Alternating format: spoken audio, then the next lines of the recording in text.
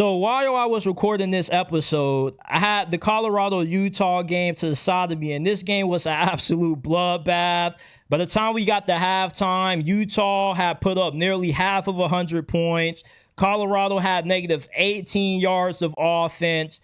And the reason why this season has gone the way that it has for Colorado is due to the inconsistency that they've gotten from Kaidon Salter at quarterback. I felt that Kaidon Salter was a good pickup out of the portal. He was one of the best G5 quarterbacks during his time at Liberty.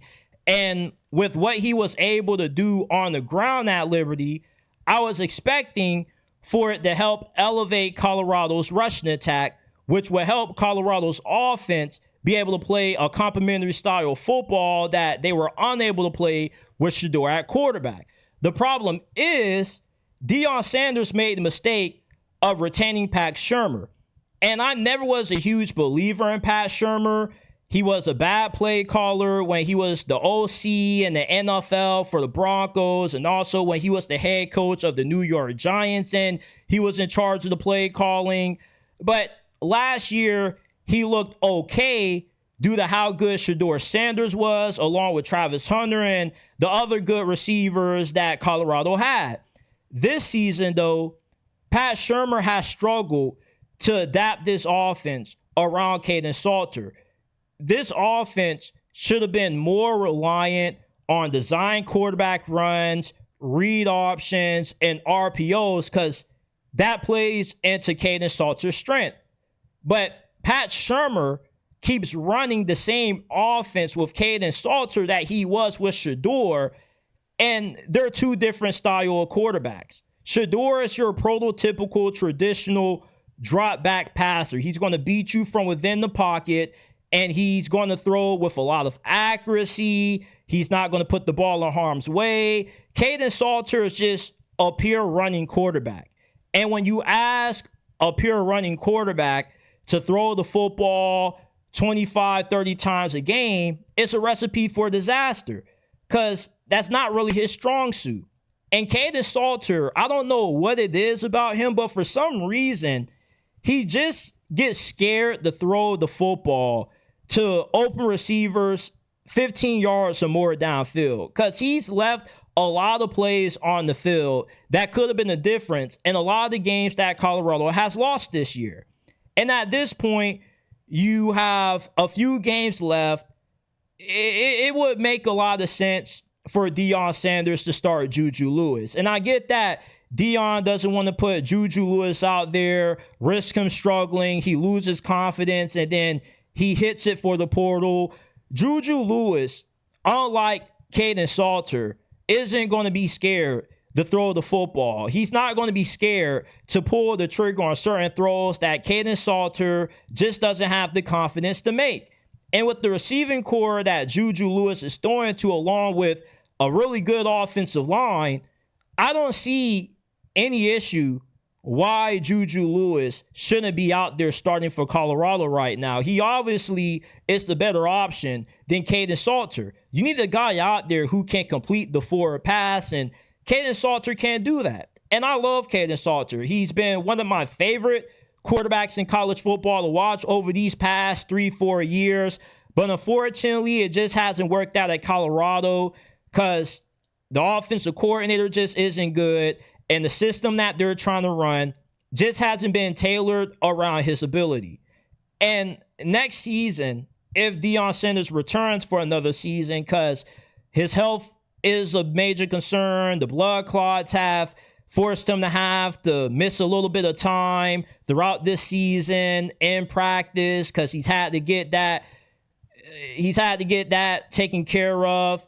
And if Deion does return for another year, if JuJu Lewis ends up being good, then I feel Colorado can find themselves right back in the mix competing for the Big 12 championship. I don't think he needs to part ways with the defensive coordinator because the defense can only do so much when you got a quarterback that's turning the football over left and right, and the offense is inefficient.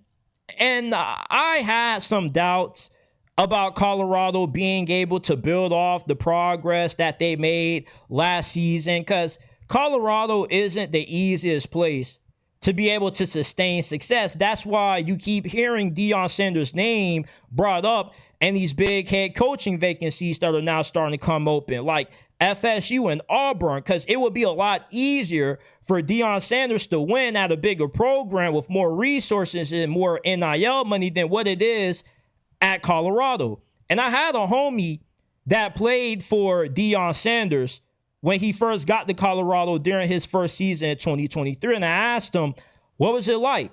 And he said, unless you just love Deion Sanders, it's going to be hard to get any recruit, unless you throw a lot of money at them, to want to play in Boulder. Because Boulder is a nice city, but it's not really a lot to do. So unless you just love Deion Sanders, there's not really a lot that's going to incentivize somebody wanting to play for Colorado, which is why you saw Jordan Seaton turn down six-figure paydays to play for Colorado because he wanted to play for Deion Sanders. And Colorado's recruiting has improved over the last couple of months.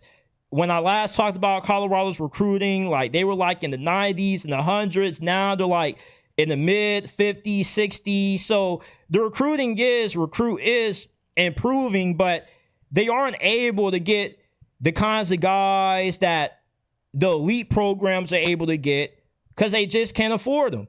And you can't expect for everybody to just want to take less to play for Deion Sanders because this is generational kind of money. This is generational wealth. With some of the paydays that these guys are getting, it can set your family up for life if you manage it the right way.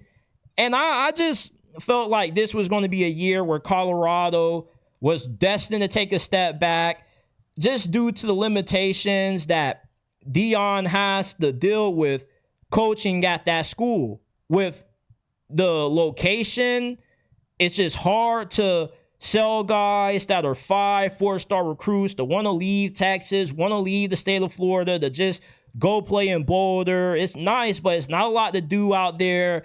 And with him deciding to retain Pat Shurmur, it just was a decision that Deion Sanders should have known better. And I get that Deion wants to remain loyal to his guys. He's somebody that just doesn't flat out fire coaches out of nowhere. He's pretty patient, but sometimes patience can be a detriment. And Deion Sanders, although the offense had a lot of success last year, let's just be honest, Deion Sanders got a little bit complacent with how well things went for Colorado in 2024 because we all knew that keeping Pat Shurmur was a bad decision.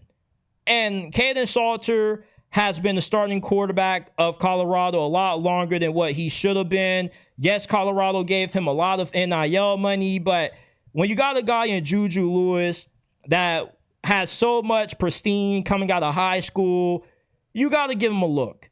And if Kaidon Salter can't get the ball to the open receiver, you got to put somebody in there that has the ability to do that. And it's time to make a change to JuJu Lewis.